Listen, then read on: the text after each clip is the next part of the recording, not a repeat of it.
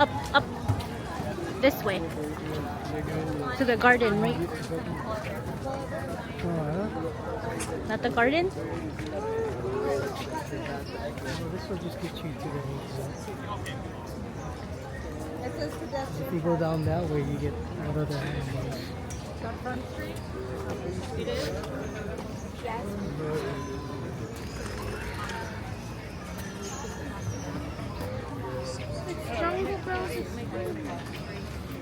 Gum tree.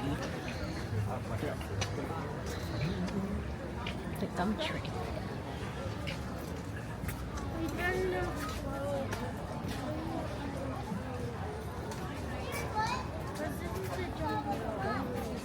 Because it says bus for loading area. The devil's in the detail.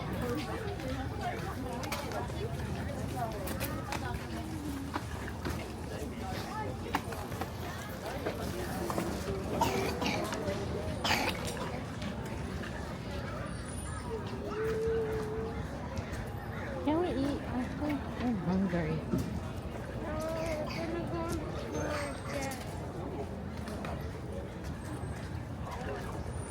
I see the birds. It's an aviary. It's an aviary, not an aviary.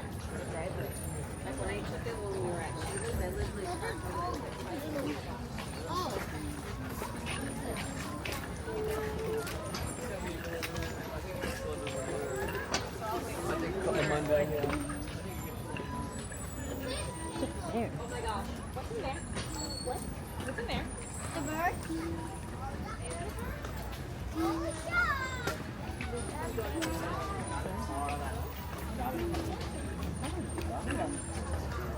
Standing to Hawaiian Gardens. Oh, look, tea leaves. Look at all the tea leaves. Oh, it must be so nice here at night, yeah. All the lights are on and all the Christmas lights on.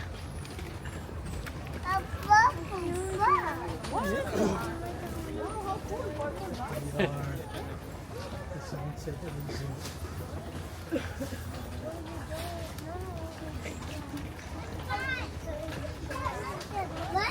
African cicada. Oh, sorry. Side kids. Cigarettes? So right here's the right. Wow.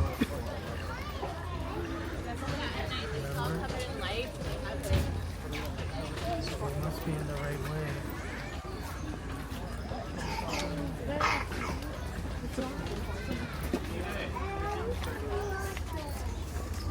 Map locator 4. Thanks for visiting.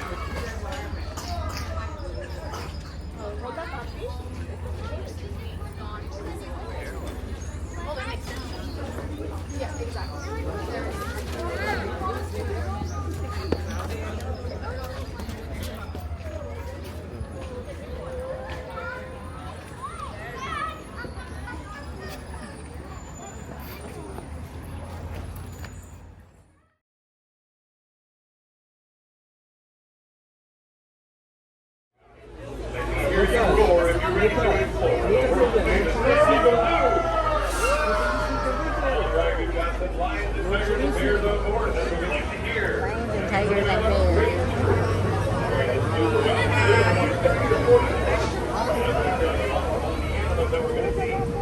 You're also going to learn why the zoo is here. It's cold. This zoo is here to make all life thrive. I think you're going to have fun with me this weekend, because I'm a bit of a goofball and a wingnut and a knucklehead mixed as a try. So take your eyes to the left and to the right. I'd like you to see a human being here at the zoo. It's the most important animal that we have, helping us with our conservation goals. Now we're up here on Front Street. That's the American flamingo to the right, the bright pink. Oh, it's cold. Holy Don't forget all the wonderful smokes. things that happen up here on Front Street. They're the flamingos. The Wildlife Explorers Base Camp. That's hands-on activities for zoo explorers of all ages. And those blue buckets going up and down, that's the sky-faring. Unlimited rides for everyone here at the zoo. And that's going to be part of the Jungle Bell. So stick around for the nighttime. And also we've got the Reptile House and Reptile Walk up here at Front Street. Lots of things you want to cross off your bucket list, but you'll find them up here in the front of the zoo. All right, head down the Tiger River Road, let me give you the rules of the road of the bus. Everyone's going to need to stay seated at all times when this bus is in motion. There may be a time or two when I pull my bus to the side of a habitat and stop the bus. And that's when you can stand up in it to ruin your view. And always keep the handle on the back of a chair or on a railing. So if the bus does move, you will be safe. At no time should anyone ever stand up on their seat. And I'm going to ask you to please keep your head, hands, feet, tail, Oh, my hair. hammers, and My antenna. hair. Keep them inside You're the pulling. bus. You're on my hair. Yeah, I want you to know that our zoo here in Balboa Park is doing a world-class zoo. We are one of the most visited botanic gardens in the world. So when you walk around the zoo checking out the animals, make sure you check out the plants. Now we've got a canopy above us and some really large leaves in the understory. That would make this our rainforest habitat. We've got conservation hubs all around the world, and our horticulture team works with the folks from those parts of the world to learn about the animals that we bring here to the zoo. That way we can improve on the habitat for them and make it ideal. So for this first stop, this represents the Asian rainforest, and this is Malayan tiger. All right, get your eyes to the right of the bus. We're looking for an orange cat with black stripes. The running joke on the bus is they have those stripes that help them blend into their environment. And if they didn't have stripes, they'd be easily What's up there? spotted. Up there. Up there. Oh, And we he's have up the in the Malayan tree. tiger here at the zoo, and it's from the Malay Peninsula of South Asia. And it's coming out endangered now. species. So here at the zoo, it has something called a species survival plan. It's like online dating for zoo and Once one of our big cats is ready for reproduction, we will trade it out with another zoo. that has This one can zoom in farther. All right, let me pull my bus up so the folks in the back are getting a good view of the big zoo. Oh, there he is. Now we here at the San Diego Zoo Wildlife Alliance, we are a conservation organization. Conservation is a concept, but we know that we need See him, Brayden? the land for our home Right there. food. So we want to make sure some of that habitat is land for plants and animals for their homes and their food. I guess we have habitats here at the zoo, and they're very small and require a lot of human maintenance. The animals inside, well, they're simply ambassadors for their kind. So that's what we might lose. We didn't follow through with conservation. But the goal of conservation is to have these animals living in their wild habitat. Yeah, we have sneakers. Side of the zoo. Just like sneakers. Great. Get your eyes to the right-hand side. We're looking for okamis and hippos. Now, the full taxonomic name of the hippo is hippopotamus amphibians. They are amphibians. they're in the water. In and out of the water. And you can watch that transition through the 6 lines of this habitat. Hey, we got a hippo up on the beach, everybody. Yay. Now, when that animal enters the water, you know they don't really swim. They simply plug their nose and walk along the bottom. They plug their nose almost like a blowhole, like a whale or something. It turns out communication. Those whales develop a very close relationship to each other.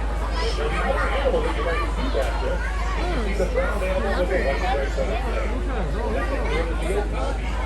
That animal is a giraffe elephant. People see the stripes and think it's just a zebra, but it's not. Right there is the It's called other the one. giraffe, or In the water. the forest giraffe, or sometimes called the Congolese giraffe. It's from the Congo. Look, the other one that's coming out of the water. So since we have the okapi here at our zoo, let us see over at the original. He's yawning. I hope you got that joke, everybody. We've been a zoo here in Balboa Park for a little over 100 years.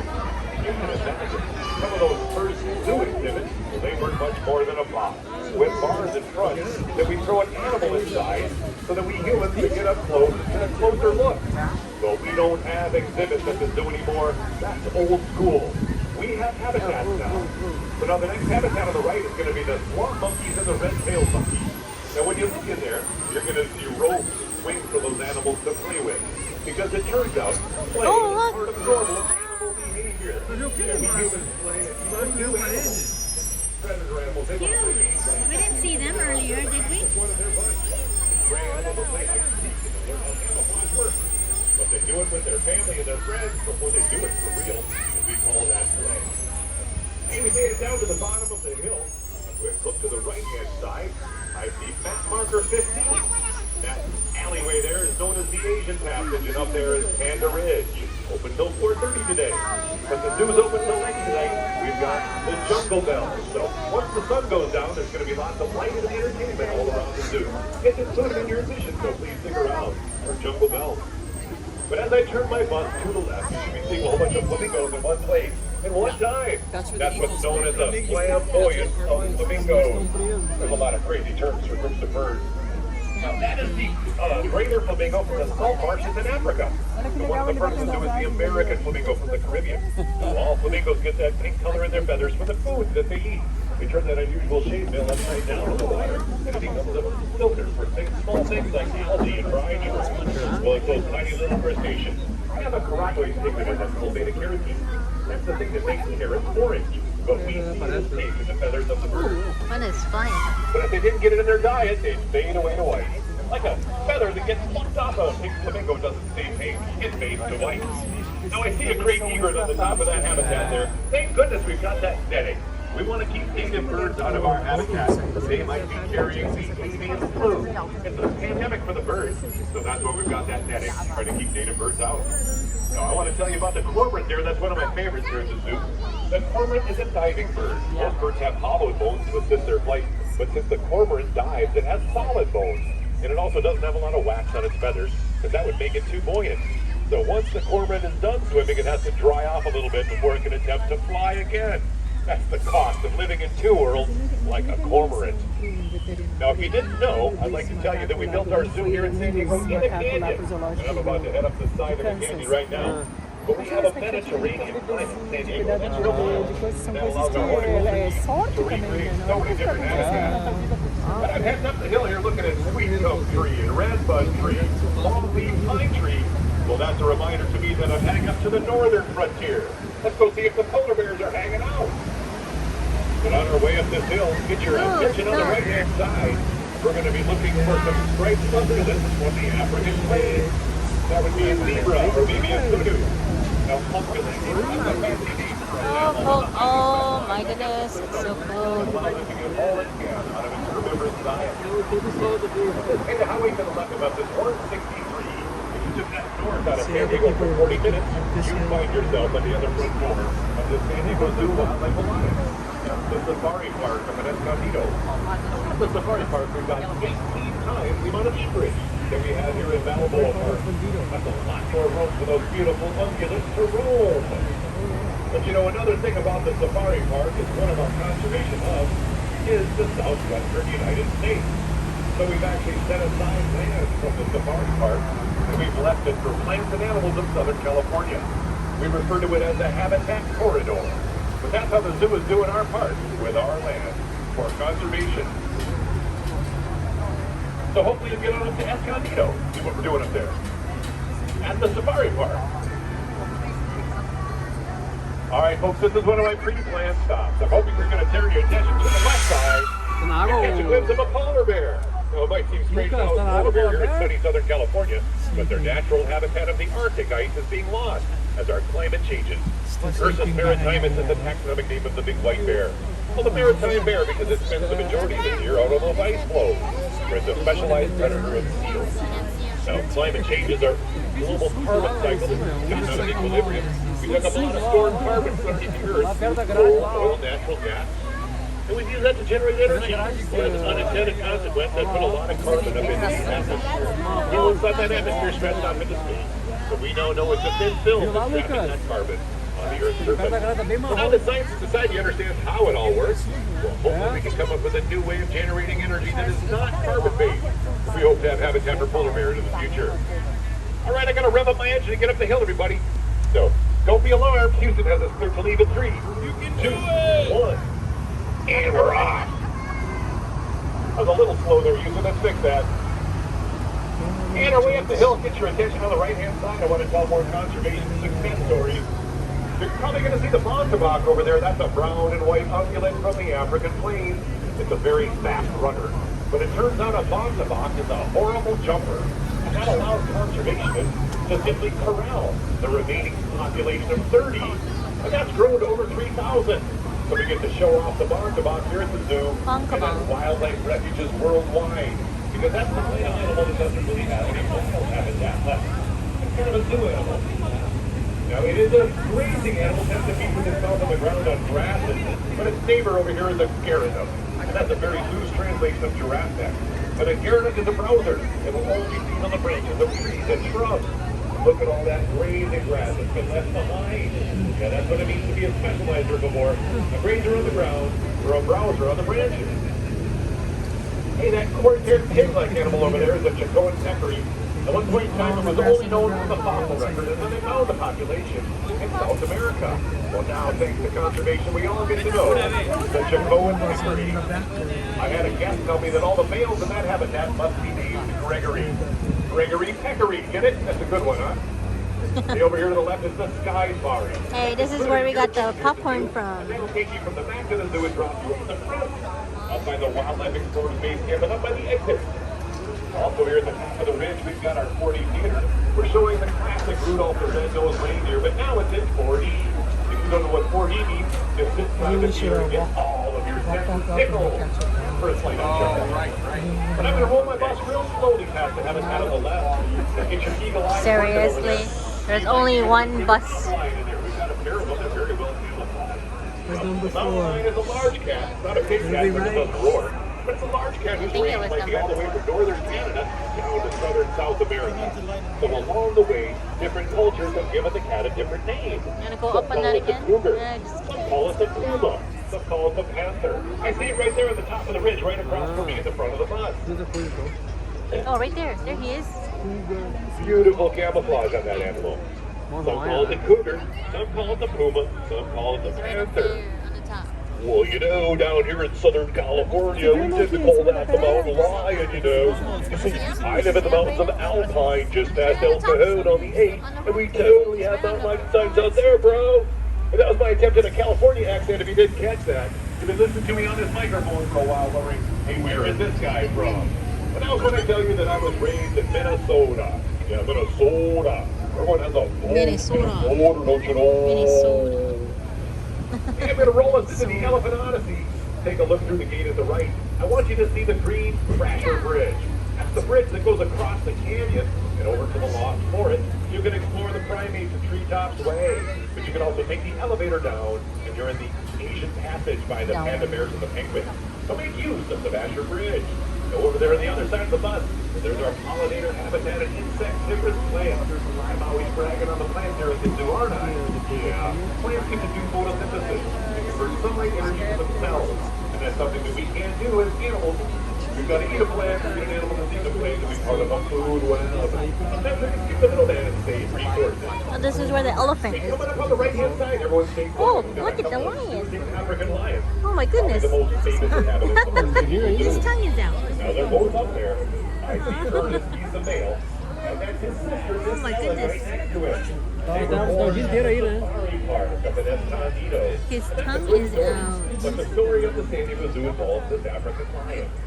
Back in 1915, we celebrated the opening of the Panama Canal here in Balboa Park with the Panama California Exposition. We got all those beautiful buildings and you got the horses. Brayden, stop it. Animals were born to put on display. Well, the story goes, Dr. Gary Wegeforth was driving through Balboa Park and he heard the roar of a lion. Well, that got his attention. He went investigating and he found that the African lion had been left behind after the exposition in the Balboa Park. Well, that gave Dr. Harry the idea. He said, you know what? We should have animals on display here in Balboa Park every day of the year. And that's what started the San Diego Zoo back in 1916. So special thanks to the roar of the male lion like Ernest. And special thanks to Dr. Harry for following through with his vision of the San Diego Zoo. Because we've got an amazing zoo here in San Diego. Now, the African lion represents the African savannah level of conservation. All those animals found in the range of the state. We want to make sure they're all known to future generations. Lá tem que brigar na África, lá, o calorão. O calorão. O cara mora em San Diego, traz comida pra eles. Where is he? O casamento muito cara na Jolie. All right, we're going to roll on into the Elephant Odyssey. The very large habitat to the far right is where we might find the elephant. Very large animals need a very large habitat. But in the near right, keep your eyes down in there. You might see something that looks like a guinea pig, but it's the size of a dog. And that's the capybara. That's the largest rodent doggy herd we have it here at the zoo. What makes it a rodent are those front teeth. They keep growing, they got to keep chewing to keep them sharp. Another animal you might see when you look down in there, it looks like a long-legged black pig with an extra long snout, kind of like an elephant. So Is that you, Brayden? Well, I'm familiar with the taper. There it is right there in the window through that glass. I am familiar with Oh, there he is. Costa Rica for an eco tour. would actually track that paper. Oh, he's huge. This is another puppy. That was unusual. Further a dinosaur. Well, it turns out that the paper is an odd-toed ungulate that shares ancestry with rhinoceros and horses. Yeah, you got seeing some elephants. I'm going to pull my butt up and tell you about the habitat that we're seeing here. Well, first of all, the elephants that you see, that is the African elephant. The way you can tell it's an African elephant is to look at the ear. The ear takes on the shape of the continent of Africa. They got a world map. And that's how you know you're looking at an African elephant. But those ears are very functional. The elephant sons, they're always using them as stands to hold on their bodies. And that's a lot of surface area. And a lot of blood vessels in there. So as they move their ears in the air, they usually change to the hot open savannas of Africa. So some say we recognize the African elephant from its ear condition. Brayden, just keep your eyes forward. Another thing I want to note out there, I think the elephant that is closest to us has a single tusk. I think it broke the other one off. That's one of our teenage males. Single tusk. The other male has one missing tusk because they bombed heads. One of them chipped the tusk right off, broke right off. But I will tell you, it is those tusks that make the elephant susceptible to poachers. The poachers want to get at that. They call it ivory. Now that's just their name for the modified tooth that sticks out of the mouth. It's not really different from a tooth, but by calling it ivory, they can command a high price as a souvenir. I hope you understand that we don't sell ivory at the zoo here. I'll tell you more about that on the other side of this elephant care center. I'm trying to find one more elephant. I think there's one more for us to see here. The small one, yeah. But this elephant care center on the right-hand side, this is some technology we pioneered at the zoo. Imagine you were growing up and wanted to be a zookeeper that works on elephants. Well, that might be a dangerous occupation. Elephants are very large. They might shift their weight and harm a human. But we've kind of got a solution here in the elephant care center. Bring an elephant inside one of our boxes. But these animal care specialists or zookeepers, they work on the elephant from the outside. That's how we keep all lives thriving here at the zoo. One of the things that happens about once a week is mani-pedi time. They get an elephant pedicure. Mani-pedi. Like that. And also one of those boxes there is a scale. When the elephant's standing in there, we can weigh the elephant. You can imagine that's a challenge here at the zoo to try to weigh an elephant. So we've solved it with the Elephant Care Center. We're really proud of it. We hope other zoos start to incorporate something like this into their zoo. Because the animals at the zoo should be well cared for, of course. But the humans caring for those animals There's is a part small of that equation. All right, everybody, I played my cards just right because we've got one more elephant to see here in the far end. And this is going to be Shaba. Shaba is a 43-year-old female African Wow. elephant. Hey, same age as And so me, she is 40. what we consider the matriarch of the herd. Now, I want you to notice that even though Shaba is our female, she's got the biggest tusks of them all. That's right. In the African elephant, both male and female have the visible tusks. In the Asiatic elephant, that's the one where the male has the big tusks, but the female stay hidden inside her mouth, much like we see in a rock hyrax. But she's working on her feeding enrichment there. So we stuff the elephant's food in different areas around the zoo and use their trunk to manipulate things to get the food out. Keeps the animals more active, and we say it enriches their lives, so it's called a feeding enrichment. Most of the animals here at the zoo get their food in a puzzle box or activity, because we've learned a thing or two. Now, the other thing I was going to tell you about those tusks. That's what the poachers want to get at. And actually, some of our elephants here at the zoo are orphaned from the ivory trade. So we don't sell ivory at the gift shop. That wouldn't help further the conservation of elephants. But if you want a souvenir of our elephants, you could go in the gift shop and ask for the poo-poo paper. You see, that's a notebook that is to an elephant. We feed our elephants so much plant material, most of it passes through them into their manure. We isolate that plant material, and that becomes the paper pulp for the poo-poo paper. Yeah, I've given that as a souvenir to my family and friends. They say it's not their favorite souvenir for the San Diego Zoo, but it sure is number 2. That's my worst joke of the bus, everybody. You gotta give me a groan on that one. But that is a true story. We don't sell ivory, but we'll sell you the poo-poo paper. Poo-poo paper. Right over on the left-hand side, we've got our Butterfly Conservation Lab. And that's where we're collaborating with the U.S. Fish and Wildlife Service to make sure the Kino checker spot butterfly continues to thrive here in San Diego County.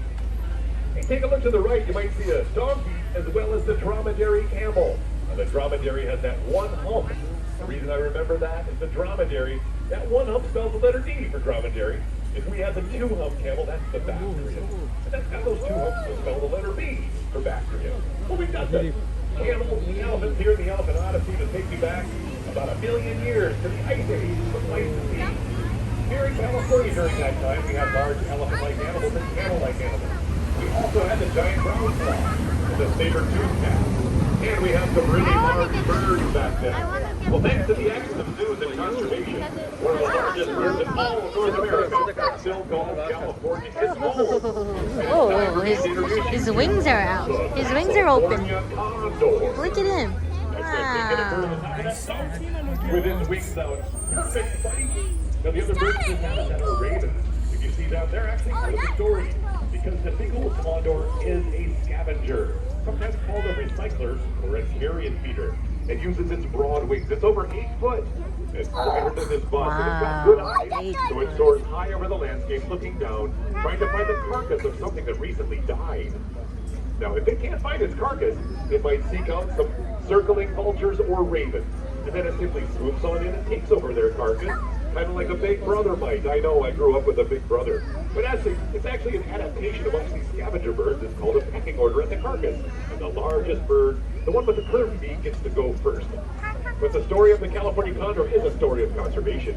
At one point in time, we had about 20 of these birds left on the earth, and that was so critically endangered, the Los Angeles Zoo and the San Diego Zoo, we got the remaining individuals into our care. And here we are, several generations later, we have more than 500 California condors. Wow. So we get to show them off here at the zoo, but more importantly, we are releasing them back into the wild, and they're soaring over California once again. And that's the story of making all life thrive we love to tell. Now, as I roll away, I will tell you, I used to think the California condor was the state bird of California, but I was wrong. Our state bird is the California quail. But the Native Americans, the indigenous, they've got a different name for the condor. That's the bird that they refer to as Thunderbird. Thunderbird. It certainly is my pleasure to tell these great conservation success stories. Thunderbird. Making all life thrive. But we'd like to ask you to do your part. Hopefully you can live your life in an environmentally conscious way. Like reduce, reuse, and recycle. I don't want to get too preachy on you folks, but the more resources we can leave on the earth, well, the longer it's going to stick around for us and for the animals. Like the meerkat that lives to the right. Meerkats are a social species. That means they're always working together towards the same goal. Well, we humans, we are a social species as well. We can work towards the same goals with recycling. Oh, they're all I out. don't know what they collect in your neighborhood, but just get it in those bins. The more we reduce Timon. the earth, well, the more resources You know we have, Timon? the more habitat we save. Now, I had a recycling professional drive by once, and I was told we recycle about 70% of our aluminum in the United States. That's pretty good. Let's keep that up. And we can save more habitat. Speaking of habitat, we're rolling by the Kobe. That J is silent. Kobe is a Dutch word. It represents the flat grasslands of Africa, Kobe. where there's a rock outcropping. So that's going to be habitat for plants, and then insects, and then reptiles, and then birds, and mammals. Speaking of mammals, there is the ballet dancer of the Kobe. This is that tiny little antelope over there. So that thing is called the klipspringer. Oh, there he is. If you notice, it's up on its tippy toes, like a ballet dancer. So cute. There. That See animal him? has great springing ability, and it can jump up and land on a craft or a ledge that's about as wide as a quarter. It's a really agile little animal. What is he looking at? That name means rock jumper. What a beautiful little animal. The one we got, So all the Oh, there's another one there. fungus. We've got a fully functioning community of life on the Gobi. That's kind of like the goal of conservation. We're trying to restore the native biological diversity of our ecosystem. You know, we just shorten that catchphrase. We just say biodiversity. But the famous biologist that coined the term biodiversity was Edward O. Wilson. He's my superhero. His famous quote is, burning down the rainforest so we can raise cattle for hamburgers. Well, that's about as wise as going into an art museum, finding that Van Gogh painting and ripping it off the wall and lighting it on fire to roast hot dogs. Yeah, that's not very good use of those resources. So hopefully you'll see the rainforest like E.O. Wilson did. The koalas. We're Hey, going we're to still the looking koala. after the rocks. Take a look to the right, it's squinting into the sun there. That's the Ethiopian highlands. And when you look down in there, if you see any animals, you might be seeing the baboons. They've got some interesting behaviors to observe. And don't skip the aviaries of the Africa Rock. They got those meat-eater birds that get so close that you gotta check that out. But I'm gonna roll my bus on into Sydney's Plaza. I wonder if you can guess why we might call it Sydney's. Well, this is where we have our Australian life form. You might see some koalas on the right. But this is where we access the urban jungle here at Sydney's Plaza. So that's the alleyway to the right. And down in there is the Circle Drive, and that's where we visit the giraffe, the cheetah, and the rhino. I know the lights are coming on. I want to see the lights. And I get to pull my bus on through Sydney's Plaza here. Great place to get a cold drink or a bite to eat. And over on the left-hand side is going to be Sydney Shop. Sydney Shop is a great landmark to know. Sydney Shop is the one that'll take you back. It'll take you back to the front of the zoo and the exit.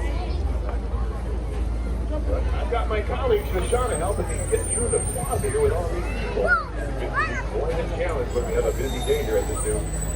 But I'm going to pull my bus on down Center Street. We call this Center Street because we are now heading down into the center of the zoo.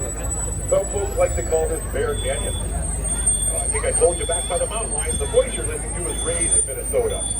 Well, I tell you what, folks, it has been my whole life here, you know. Spent about half of my life on the shores of Lake Michigan, right here in northern Illinois. And I got a lot of crazy super fans in the beautiful city of Chicago. And a lot of those sports teams there named after a particular kind of animal, and that would be the bear. My apologies if you're from Wisconsin. All right, this is a quiet zone here at the upper part of Bear Canyon, so I'm going to get off the mic. And as we roll down, I'll meet you at the brown bears, but keep looking on the right-hand side. You might see an Indian bear, or maybe even a sloth bear. That'll be just brown bears. No, I don't think so. Because they were sleeping, remember? They're hibernating. Oh! You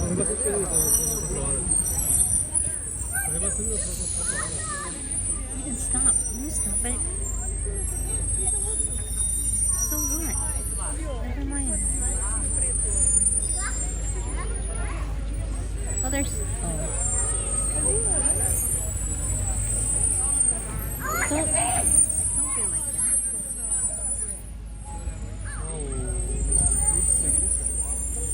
It was there, but not anymore. Probably sleeping in. All right, folks, that was pretending to be a Chicago bear. I think that represents the North American black bear. One of the world from the over 48 states. So we don't have that bear here in our zoo, but we do have the brown bear. That's the one that most of us know as the grizzly bear. Now this time of year, the bears, they're not technically hibernating, but they're just so slow. I guess that's what I'll say. They just don't come out. It's kind of their form of winter, long winter nap. So that's kind of what the grizzly bears right now. Like, come on back, you might be able to see Scout in Montana. We're really proud of having grizzly bears here at our zoo because that is the animal on the California state flag. And it's the grizzly bear. It used to be known as the Bear Republic out here in California. Hopefully I've got another bear to see here. Got some folks looking into the sloth bear habitat. And there's the sloth bear. It's over on the right-hand side again. Oh, he's right there. That's the one we saw earlier. For being lazy, most bears spend most of their day relaxing and saving energy. But that sloth bear, take a look at those long, curved claws in front. That's how it got that name. It's got those sloth-like claws. And it's often found up in the trees, so that's why it got the name sloth bear. And this is a bear from the foothills of the Himalayan mountains over there in India. So, if you saw the movie Jungle Book, you know about the bear named Baloo. Well, Baloo the bear was probably a sloth bear, because that was set over there in India. Now that animal's got that really long, shaggy fur. They look like they need a good brushing, like they just woke up from a nap. But that is a small, compact bear. They say it's actually quite vicious. You might have to fend off an attack from something like a snow leopard over there in the foothills of the Himalayas. All right, we're going to continue to roll on a bear canyon.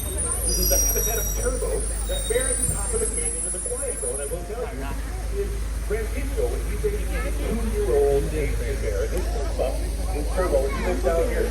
So we're going to let him get together with his girlfriend, and then we're going to see if we can make some more Asian bears. I was off the beach right now, getting ready to be a mother again. I'm going to roll my bus on down Center Street. Remember, this is heading into the center of the zoo. We call this Bear Canyon. Pregnant. We're leaving Bear Canyon. This is the older part of the zoo with the Lost Forest on the left-hand side. The area that's been here longest. These plants have been here a long time. Let me highlight some plants. To the right of us, take a look at those two very large trees rising up above us. We've got a pair of gigantic fishtail palms. Especially with them on top. If you try to count the number of leaves on that tree, well, you probably get to 10 or 12. That's only 10 or 12 leaves there because the individual leaf of the fishtail palm might be 30 feet tall. You kind of feel like an ant when you're underneath the gigantic fishtail palm. But now take a look on the left-hand side. Now we've got tree fern. Well, that sounds like an oxymoron, doesn't it? Tree fern? You should be a tree or a fern. Well, they are the real deal. They had their heyday millions of years ago. But most of them have gone extinct. But the few that remain, we've planted some here in our botanic garden. The idea is, if you look at the top, those are real birds. They got all those unfurling fiddleheads and lots of spores. But when they're protected in a canyon like this for a long time, they can grow tall and tree-like. So they get the name tree bird. What a special treat! The gigantic fishtail palm and the tree bird. I've been using my voice to pretend like I'm from different parts of the USA. Well, we've got a bird here at Balboa Park. I don't see it in front of me right now, but the chipping sparrow is all over here. And its range could be anywhere in North America. So I could go to Minnesota and get a chipping sparrow, and if I brought it down here to San Diego and had it sing, the California birds would go, hey buddy, you're not from around here, are you? Because it turns out, just like the regional dialect of our human voice, well, bird song will take on regional differences as well. So the chipping sparrow from Dallas, Texas is singing a slightly different tune than the chipping sparrow from Boston, Massachusetts. As I'm heading down Center Street, I'm always thinking about water. Because just like my bus is heading downhill, water will always go downhill. Aiden, you're on my hair. So that's a reminder to us that we should be allies to wildlife and always dispose of our automotive fluids properly. Never dump them in your driveway or the street, because if you do, we know they're just going to flow downhill with water and contaminate the nearest ocean. Lake, reservoir, swamp, wetland, pond, marsh, salt marsh, estuary, aquifer, stream, or river. Who would know that? And maybe an ally for wildlife and dispose of 4:30. And talking about water conservation, that's really important here in California. Are you on my hair? People, but not a lot of fresh water. So we try to save when we can. Like taking a baby shower. That's when you hop in the shower and you get all wet. But then you turn the water off when you get all soapy and soapy. You'd be amazed when you turn it on and get rinsed off. But you'd be amazed how much water you save in addition to the energy savings. Because you're not just heating up water and sending it down the drain. So next time you hop in the shower, challenge yourself to be an ally for wildlife and take a baby shower. Hey, take a look to the left. We didn't see the penguin. African penguins over there. That's an interesting habitat for an interesting bird. You can watch that bird swim around down below. And then you watch them dry up on top in their tuxedos. Yeah, I keep seeing those tuxedos here in Balboa Park. But I'm not from season was back in May. It's cold. I am cold. Hey, we got the what else going on, everybody?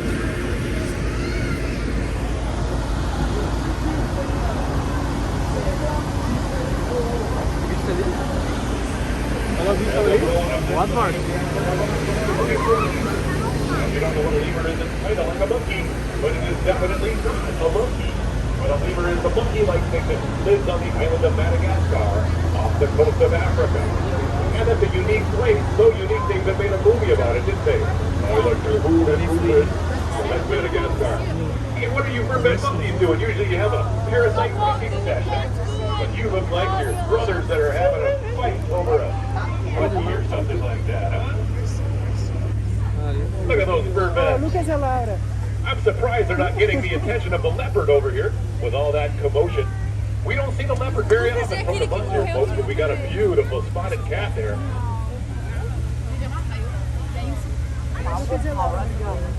Now, the leopard is sometimes confused with the jaguar, but they're from different parts of the earth.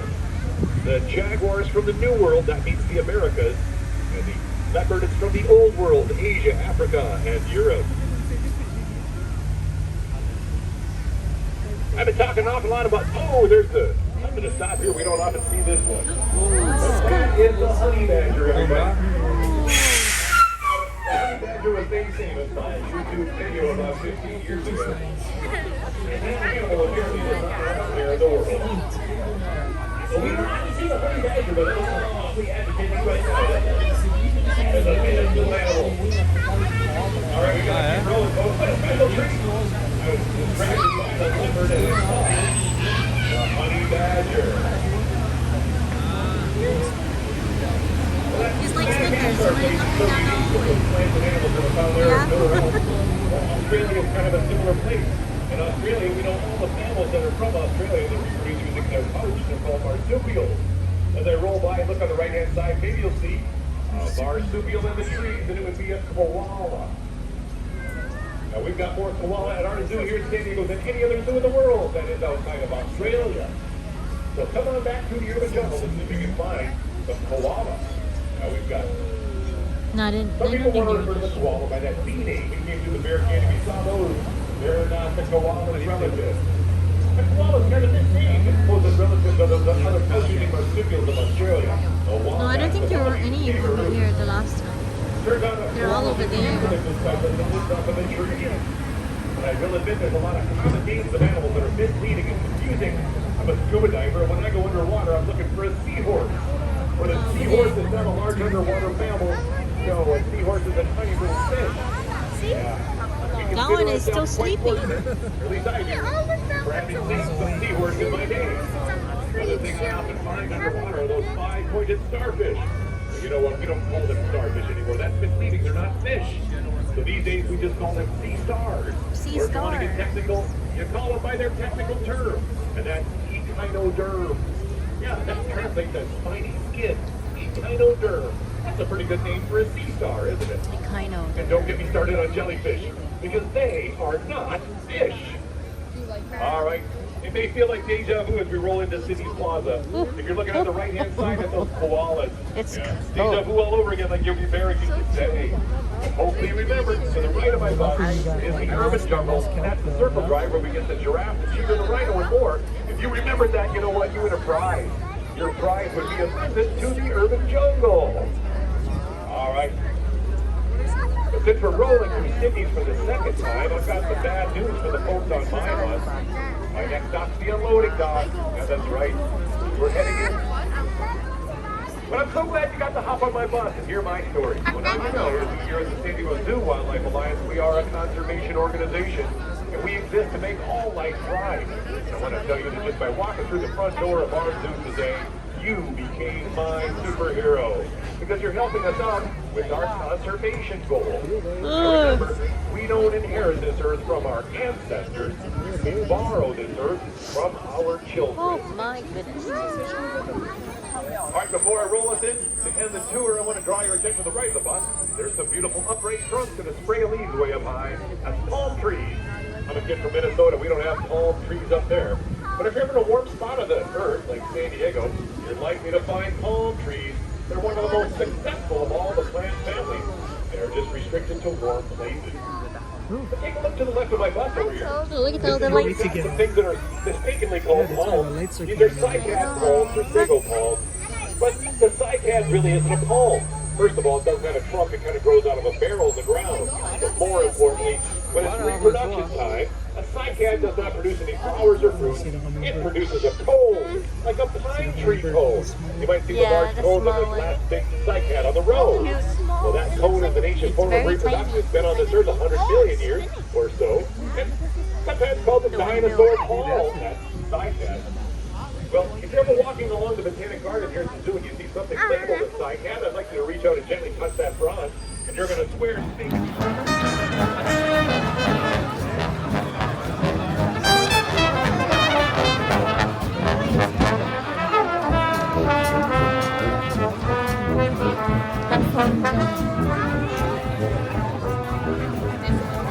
The lights are on.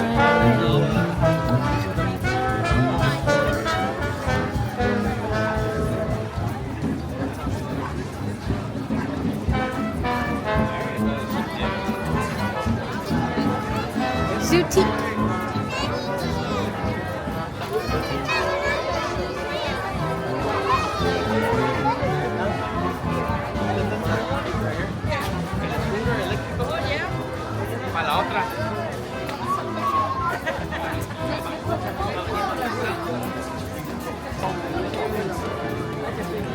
From like coffee or something.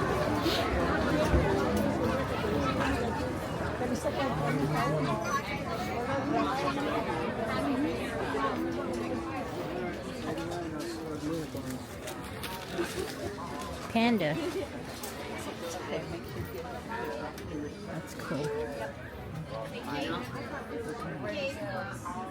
Or do you like the whole? That one is a nice one. It was a nice jacket. I'm sure he'll wear that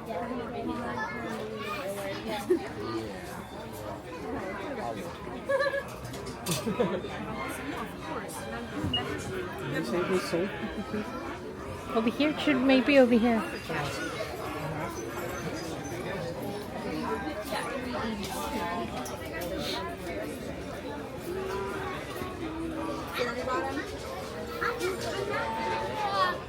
Here's your platypus thing. Sit down, please, so I can drive you.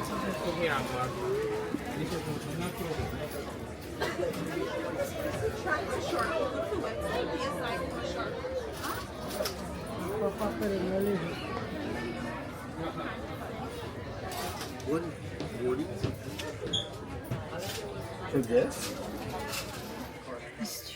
Yeah.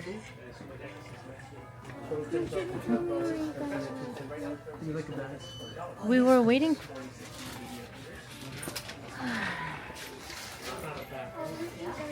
No. You are staying here.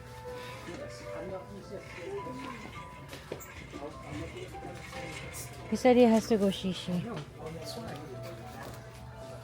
Can.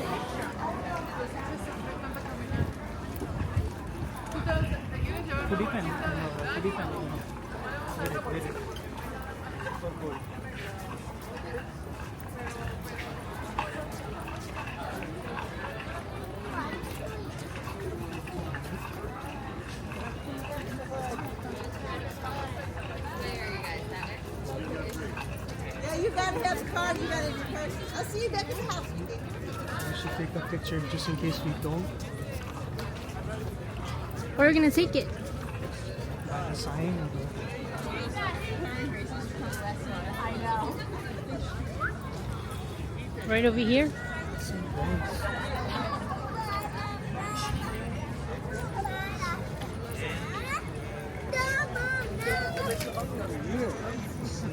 ஒரு தடவை வந்தா ஒன்றும் ஆகல.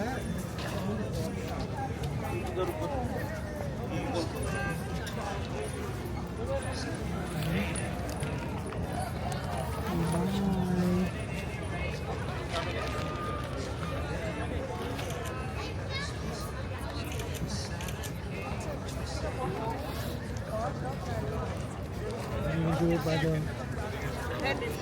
The lion.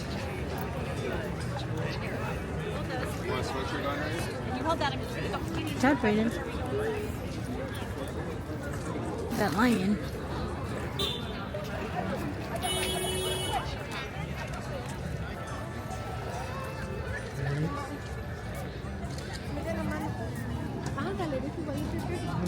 the face mask off. Yeah.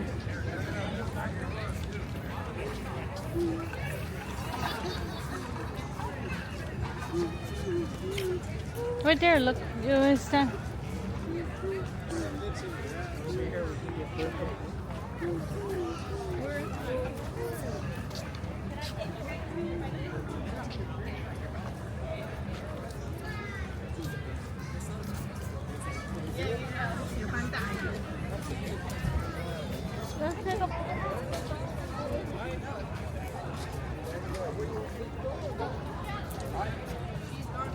Let's take a picture right here. Take a video right here. Right here. Take a video.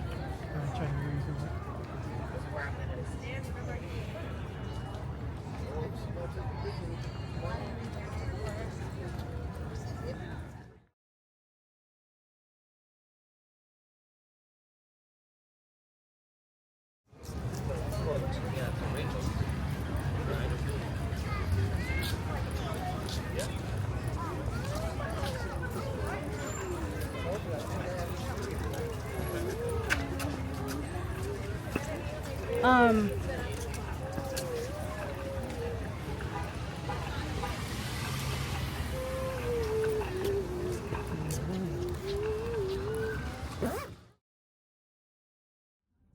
you go. Wait, what? Go. It looks good though.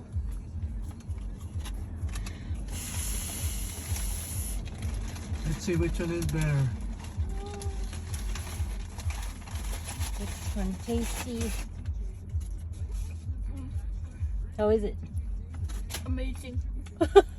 It's Better amazing. than last night?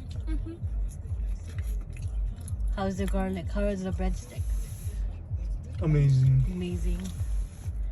And then I went there too. Oh, I can't even see. How's your food? I didn't even try it. Amazing. It's cheap. Can't go wrong with that.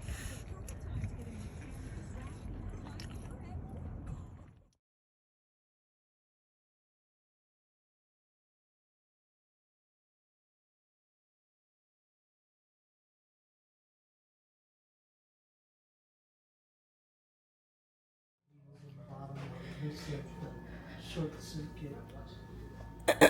What? You have fun today? Where did you go today? Went to the zoo and you got a what? Oh wow, I want to see. It's actually a lot of paper. Wow, it's made out of. Wait, hold on. Panda poop. Oh wow, how much was this? I think it's $9.59. I think it was $9. This is a nice remembrance, you know. I'm not gonna write in it. Yes, don't. Just use it as a display.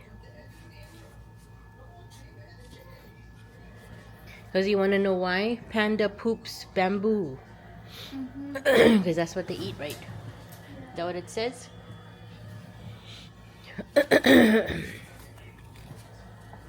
Poo-poo paper. It's poo-poo paper.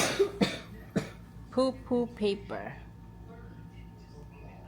That's a poo-poo paper. And that's a poo-poo person over there. Yeah?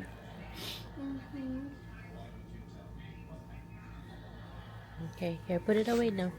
Keep this. You have to be very careful with it, okay? And we're going to the swap meet tomorrow and see what we can do. I want you to double up on your blanket if you get cold and go to sleep soon. What time is Are you it? talking to the camera? I'm talking to you. Okay. And ready to go to sleep. Actually, no. I'm gonna drink a hot chocolate first. Well, what are you Make my stomach settle a little. I just took a bath. I'm gonna walk on my slippers over here. Walk with my slippers from Daiso. That's slippers from Daiso. We're gonna get hot cocoa. Hope nobody's outside. I can take a video. Okay, good.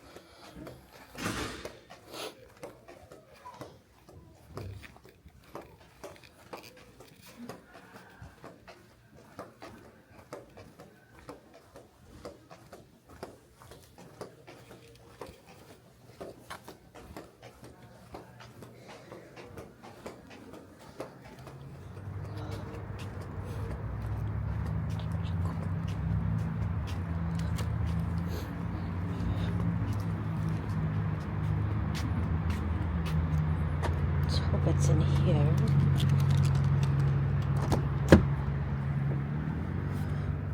If not, I don't know where it would be. I think I dropped it.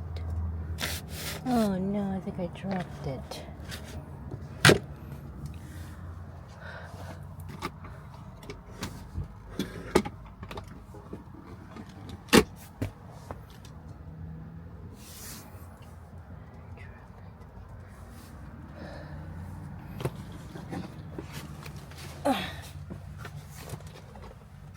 It's right here. I found it.